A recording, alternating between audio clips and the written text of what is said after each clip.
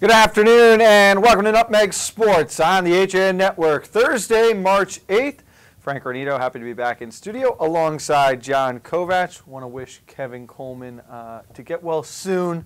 We're thinking about you, little guy. Hopefully you're back onto the recovery mode. It's your desk. I'm just standing here, Kevin. That's all. Just keeping it warm. Obviously, Kevin, not the only one who's been down and out these past few days. Most of, if not all of, the state tournaments have been affected in some way over the past 36 hours. Should we really restart and call it nutmeg weather? Yeah, God, I mean, it's crazy. We had so many delays yesterday. A lot supposed to be played today. We're going to see a bunch of postponements. Again, we'll get you caught up on everything that has happened with the state tournament schedules. John and I will look ahead a little bit to the games that involve FCIAC teams, what we think moving forward. And, you know, John, we'll take a moment at the end here. We'll look back on this winter season, which I think was a lot of fun, had a lot of special memories, and sort of reflect on all of that. There were some really, sports is so much about building memories. And there were some, I mean, once in a lifetime might be overstating it, but some stuff that you're never going to forget that we saw this winter. Yeah, well, obviously, you know, it's over the course of all the sports that we got to cover, all the athletes that we got to see. It was definitely a lot of fun. You're right. I think special is a good way to describe this past winter season with some of the events we got to be a part of. No question. No question. I mean, when you get to, 2 days at an outdoor hockey rink and see a double overtime game and... Oh, it was definitely a lot of fun. But let's get you caught up here. We're going to start Division I boys basketball. These games regarding FCIAC teams have all been postponed until Friday now. Trinity will be at Danbury 6 p.m. that game tomorrow. Ridgefield travels to Hamden at 6 p.m. and Trumbull travels to Wilbur Cross at 6 p.m. Again, all those games are on Friday. Do you have this sheet opened up by chance right now? I do. Do you want to take it away for Division II boys basketball? I will take it to Division II boys basketball, which, involving the FCIAC, you have Stanford will be at Simsbury, and that will be on Friday at 7 p.m. Wilton will travel to Bristol Central. That is also Friday at 7 p.m. Fairfield Ward traveling to Danbury to take on Immaculate. That's a 6 o'clock tip in Danbury Friday night. Bridgeport Central traveling to Weathersfield. That's a 7 o'clock tip on Friday night. So basically everything moved to Friday night in Division II boys. And same for the Division I as well. Let's take a minute here. Let's sort of break down what we've got coming up in basketball. I think the Trinity-Danbury game has the potential to be not only the best FCIAC matchup, but I think in the entire first round of this tournament now, I really think, I guess second round, I think this could be one of the best games we see the whole tournament. You know, and you can debate that one too, because there's just so many buys in this Division I format that it really is a first round game, and it's the first game in the tournament for both of those teams. They got buys into that contest. Mm-hmm. I mean, are those games that were played the other night, are they the equivalent of the, 65-66 game or the 64-65 game to get into the NCAA tournament? Are those first? Is that a first round or are those play-ins? It's bizarre. They're counting it as a first round game, and in my opinion, and maybe I'm just old-fashioned here, but I would have not allowed every team in Division I to get in. I would have done some kind of a cutoff so you had a true bracket.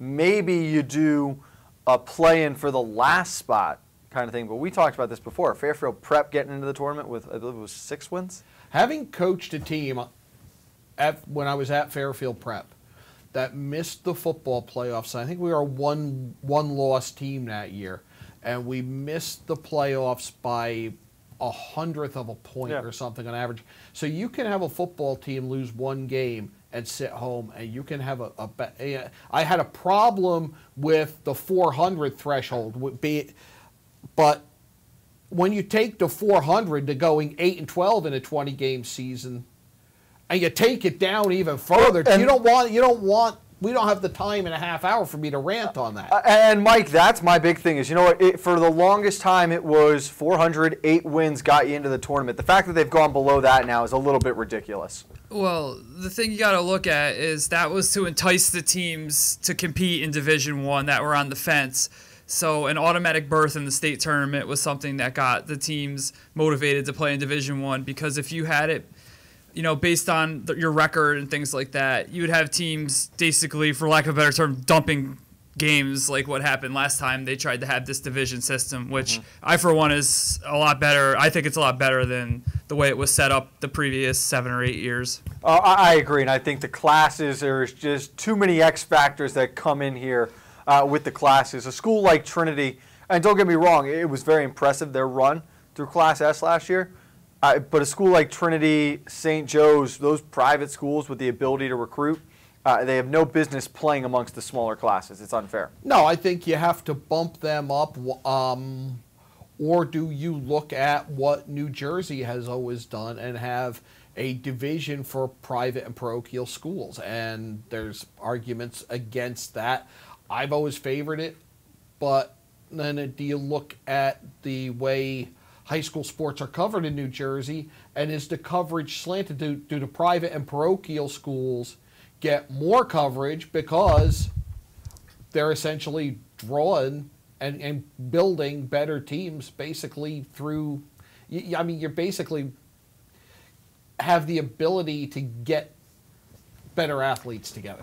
We live in a non-perfect world, so we're always going to have these issues. But I'd like to ask you this question, Mike. Are you happy if you could have had them fix one thing after last season? Would it be going back to divisions, or would you have liked to seen a shot clock installed? Oh, that's a tough one because I'm strongly in favor of both. The shot clock thing is getting out of hand now with the teams holding the ball for 4 or 5 minutes, which is just the antithesis of what that makes the sport exciting. It's tough to watch sometimes. You know, I actually got out to cover a game on Monday, and nobody held the ball on that game. They were going, you know, for baskets every time, and it wasn't an issue. But with the divisions, though, it's the CIAC gave some of these schools a chance to ask to play up, and some did, and a majority of them didn't. But, you know, the Weavers and the Hill Houses of the world are always going to compete at the top level of the sport without any prodding from any kind of, you know, leadership or guidance committee.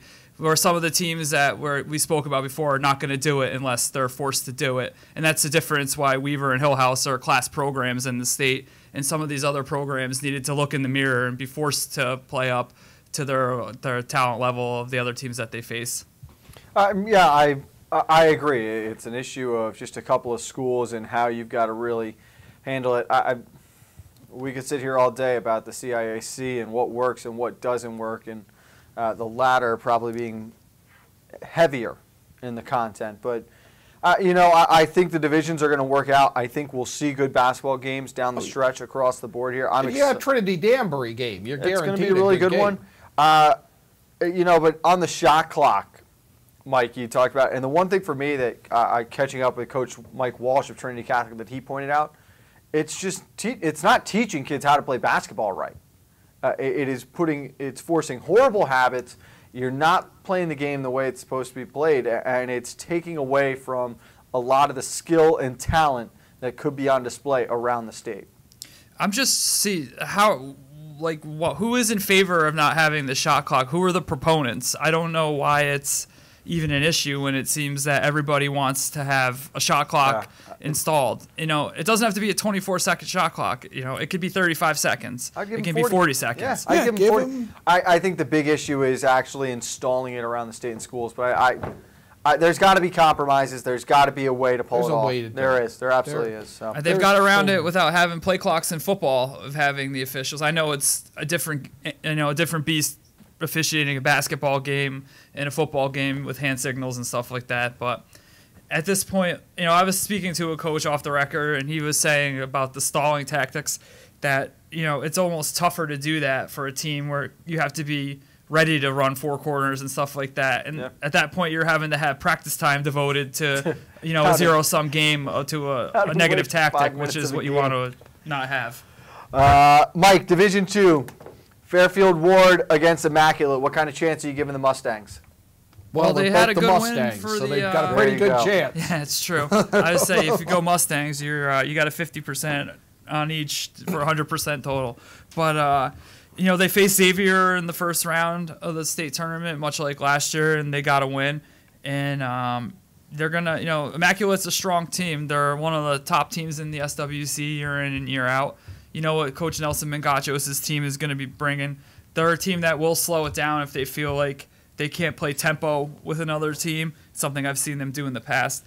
But when you have Sean Conway out on the court, I think I'd give the edge to the team that has Conway on their lineup. I think Ward's starting to play well. I know they lost in the first round of the FCX tournament, but they played well down the stretch of the regular season, looked good in that first round game. I like this Ward team. I think they could legitimately be a surprise semifinalist in this tournament. I could see them going deep, and I could see Conway being the reason. If they do, he's going to be the reason. Couple weeks ago, right around the time he scored his 1,000th, Sean Saylor wrote a feature for our Fairfield Sun website about him. And just the talk about his unselfishness, you just got the feeling that he felt particularly driven this year. I am excited too. I like Central coming up against Wethersfield. I think somehow the Hilltoppers find a way to pull off an upset in that one. What a story that would be. So boys basketball, everything moved to the Friday regarding the FCX schools. We're going to take a break, John. When we get back, we'll look at the hockey tournaments, how those games have been rescheduled, and what's coming up ahead. That's all next on Nutmeg Sports on the HAN Network. Voted Best Gourmet to Go in Fairfield County, Palmer's extensive menu offers everything you'll need to make your next event easy and delicious. Whether you're hosting a small get-together or planning a large celebration, they've got you covered breakfast through dessert. Order online at palmersdarien.com or call 203-655-2077. Yeah, Dad. Kyle, I need you to update the financial statements. I took care of that yesterday, Dad. Mac, I need you to get those deals approved. They're all done, Mr. Miller. Jeff, I need you to order lunch for the meeting. They can't do a thing without me. Right now, lease a 2017 Sentra S for only $97 a month. I'm never going to retire. UK Gourmet is the largest specialty grocer in the area, featuring food from England, Ireland, Scotland, and Wales. Over 80 teas to choose from and a brilliant assortment of biscuits to go with them. Over 70 cheeses from grass-fed cows, which makes a smashing difference in taste. The creamiest chocolate you'll ever taste using no artificial colors or preservatives. So say hooray for UK Gourmet, 78 Stony Hill Road in Bethel, or visit ukgourmet.us.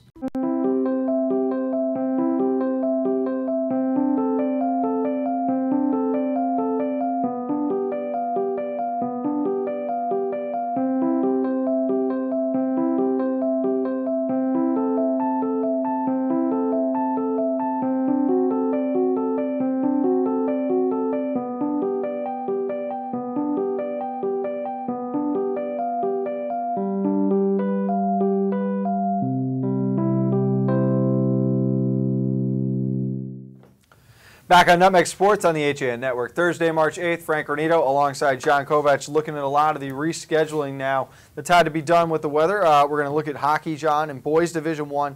There are 3 games being played tonight, 3 that will be played tomorrow out of these 6 remaining quarterfinal games. Non-FCX games, I know that Fairfield Prep will play East Catholic this afternoon, and Notre Dame of Fairfield will play against NFI. And then you've got Darien traveling to Notre Dame of West Haven. That game is at 5 o'clock. I like the Blue Wave in this game. I think they really have a fighting chance. You've got an 8-loss Notre Dame team. I think Darien is playing better hockey at the right time.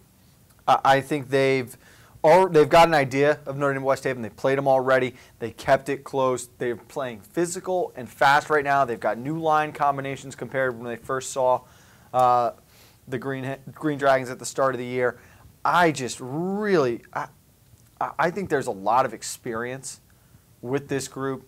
Coach Bud does a good job maybe people are a little too high on Notre Dame or West Haven, and they could be primed to get picked off here by an underrated Darien team. Well, is it that they're too high on Notre Dame, or is it that they're overlooking a Darien team that really got off to a slow start but has turned it on since they fell to 1-4 with that 5-2 loss to Notre Dame back on January 3rd? Well, I know a lot of people, too, believe that Notre Dame or West Haven, outside of prep, might be the most talented team in the state. A lot of people really believe in them, and, of course, it's a program that is so synonymous with trips to Yale by the end of it. It is. It really is.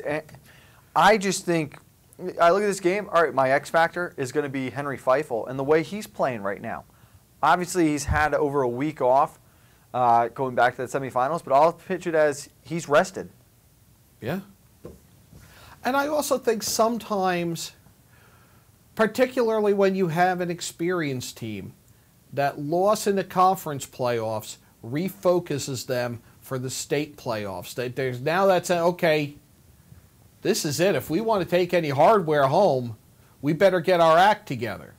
And I think that's a message that can get through and that can bring a team together. Especially when you're talking about a team that these kids, their freshman and sophomore years, they were state champions. Oh, they're used to it. It's just what Darien did. Mm-hmm. You want to talk about a team losing early in the FCAC tournament and looking for redemption in the States. How about number 11, New Canaan? That game is going to be tomorrow, 4 o'clock at Hamden now as they've rescheduled again. Your thoughts on the Rams going up to Hamden, and Justin Wiedfeld will not be back in the lineup still? I think it is a winnable game for the Rams. I think it's another team we saw that started off slow. I mean, Darien and New Canaan stumbled, and there were mornings early in the season. I'm like, what are these guys? Are we going to see these guys at when we thought the tournament was going to be at Terry Connors? And they got it together, and I think these games, I think, are very similar to when the FCAC and the SCC schools cross over early in the season. They're toss-ups, and I don't think it matters who's the 6 and who's the 11. These are teams that are good enough that anybody can win. I can tell you from personal experience that one big advantage for Hamden is that they're playing at home at the Lou. Yes. I went there for the first time opening day, and that's a tight quarter. And I got news. It is a different kind of animal when you get into the state playoffs. They pack the house, especially now, a Friday afternoon right after school. It is going to be a hostile environment in there. Very uncomfortable for those young Rams. The big things here, obviously now, the first time they played this year, Jack Spain in net, and he just gave up a casual dozen on that night. I think they look better with Dylan Shane in net.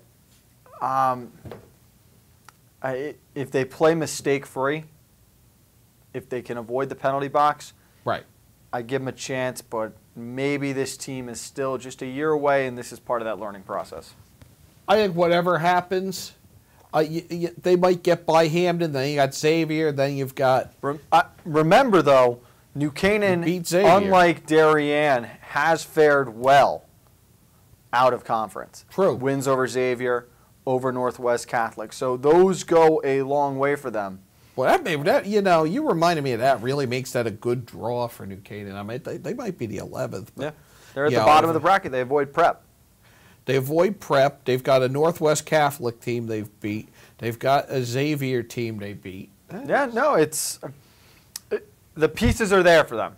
It's just a matter of if they're able to live up to the opportunity.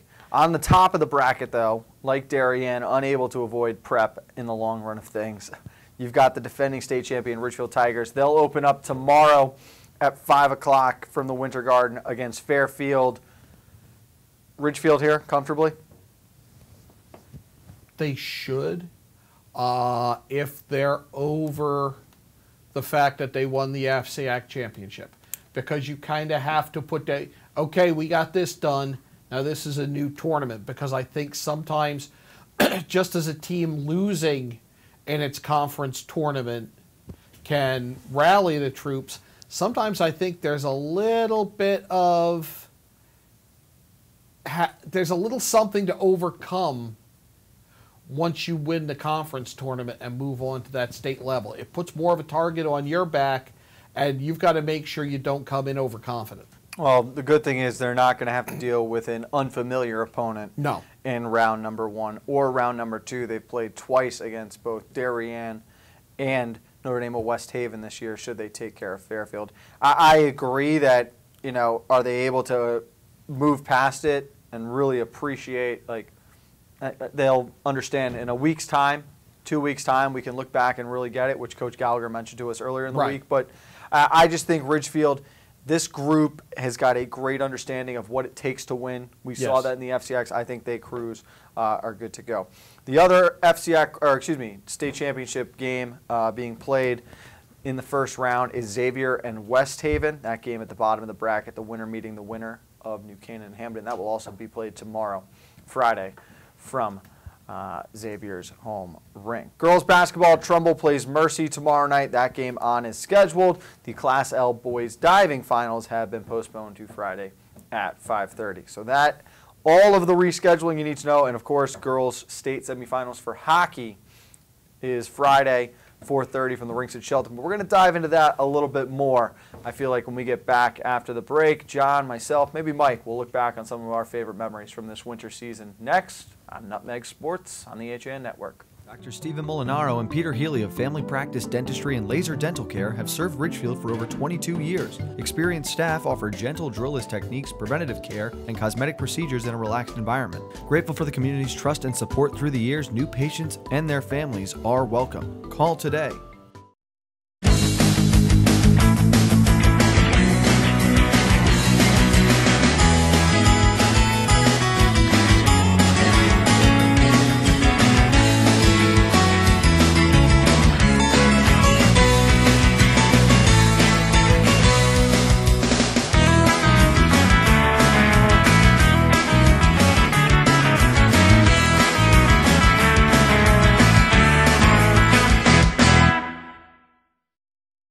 At Rings End, we say it's time to re-love your home. Time to refresh and reinvigorate the way you live. And whether you're redoing something big or small, remember the letters RE stand for Rings End. We're the new model in home remodeling. Well, there's still a bite out on the water. Most anglers have decided to stow the gear for the winter. Just because Mother Nature isn't cooperating doesn't mean you can't see the latest models of all your favorite gear. With 2 convenient locations, it couldn't be easier to get your fix of summer. Boater, beach bum, fisherman, or simply love the New England coast, this is a unique place to shop. The Dock Shop, 51 Tokenique Road, Darien, 609 Riverside Avenue, Westport, or on the web, dockshop.com. Well, there's... Welcome back to Nutmeg Sports on the HAN Network. Frank Granito, John Kovac, Mike Suppi on the 1s and 2s today. John, looking back on the winter season this year, we're going to talk about some of our favorite memories, and I think you're a good guy to start with because some of your favorite memories are going to tie together now with upcoming games this weekend. Oh, I mean, first off, the girls' hockey game in the snow, the outdoor game, that was very enjoyable. The double overtime game between New Canaan and Darien, I mean, how often do you get to see athletes? And I was privileged to be ice side for that. I was out down, you know, in the box, and to see that game and the effort put forth, it was a privilege to be part of that. We were joking with Coach Buellen earlier in the week, and you're probably the only other guy who was on the same page as me. I wanted the last minute 29 of that third period to run out. I would have done a third overtime. Oh, I totally would have gone for I would have signed up for a third overtime, no question. And you know I am a total rink rat. I absolutely, you know, hockey is my favorite sport in the world. I could not get enough of it this winter. The girls' tournament down the stretch and the games we got to see in the regular season, it was great hockey. That was great hockey. It was just really good hockey, and it was fun to watch. And Mike, you know, what you could really appreciate about that was it was fierce, competitive, fast, skilled. It overshadowed, or I guess, you know, it's unfortunate it played second fiddle to what was at times very sloppy, and borderline dirty boys play during the season. Yeah, I'd like to see the boys hockey teams move to have a little more respect for one another on the ice. I know it's always an uphill battle with contact sport like hockey, but some of the stuff I saw this year in boys hockey was a little off-putting, from the boarding penalties to the poor sportsmanship on celebrations. But I mean, again, they're kids. It's hard to control what they're going to do, so it's not a reflection of the coaching staff or anything like that. It's just sometimes it's hard to predict what these kids are going to do out there, and just want to see some of that play cleaned up a little bit maybe. Oh, and I completely agree with you. I don't think it's any kind of a knock on the coaching staff, and you're right. And one thing for me, John, talking with a lot of the coaches for the girls, these girls now, their feeder programs, they are all playing together growing up. So the rivals at New Canaan and Darien spent the last 5-6 years coming through youth hockey together. Right. They're very competitive, and it got chippy at times, but there is that respect. And in regards to boys hockey right now, especially at the high school level, you used to have a summer league with every team in the conference. There's a fall league that used to be really, really competitive. So a lot of these kids would be seeing each other in the months leading up to the regular season. I think without those leagues and those games now, players are not as familiar with their opponents, and that is the disregard for respect, is how I'll put it. I think that's a great point. I think, one, there has to be this feeling, and you've got to respect the fact that when you step inside the boards, and unfortunately I never had the privilege of doing so, and you take part in a contact sport like that, there has to be a respect for your opponent, that he's taking on the challenge that you're taking on, that he's putting in the hours that you're putting in at the rink, in the weight room, that he has a lot of the same skills that you have. And I got uncomfortable at times. I think there was some disdain shown for opponents when really you're all brotherhood. You step inside the boards, or you step inside the lines on a football field, or whatever sport happens to be. There has to be a respect there, and I think that's part of what it's supposed to teach. And I don't know where the disconnect is. I had a blast doing the track and field championships this year, specifically because you go back to the cross country in the fall, even back to the FCAC fall tour, and the Greenwich girls captains were as confident a group as we've ever seen. They said to us, "You're going to be interviewing us after this season when we win cross country."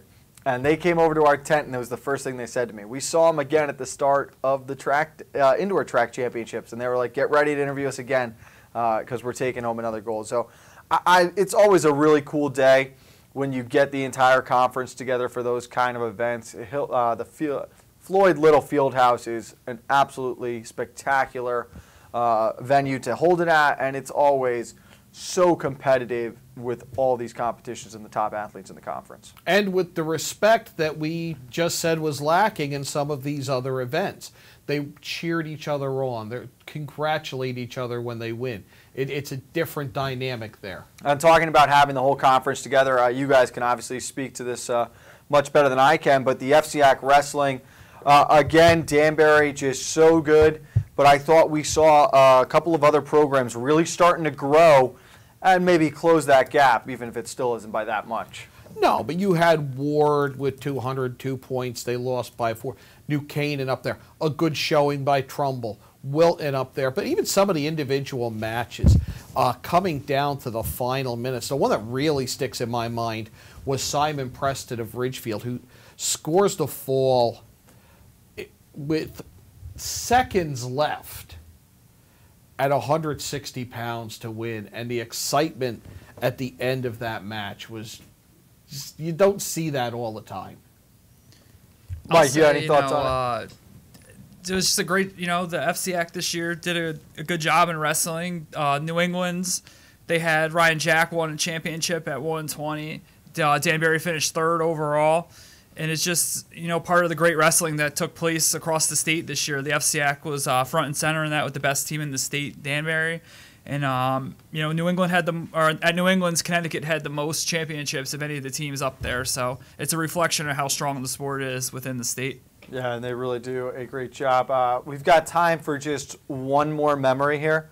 And Mike, I'm just going to say, I think your favorite memory had to have been before the girls basketball championship game, Steve Gutman from way downtown off the glass. We got to send him to summer camp to work on some of those basketball moves, I think. Coleman's going with him, by the way. Oh, man, guys, it was a great job today. Great winter season. We're off till next Monday. We're going to get you ready for the spring sports tour, which will kick off in just 2 weeks, and we'll wrap up state coverage as it continues on. Sports, good job. All right, John Kovach, Mike Suppy, Frank Granito. We'll see you next time on the HAN Network.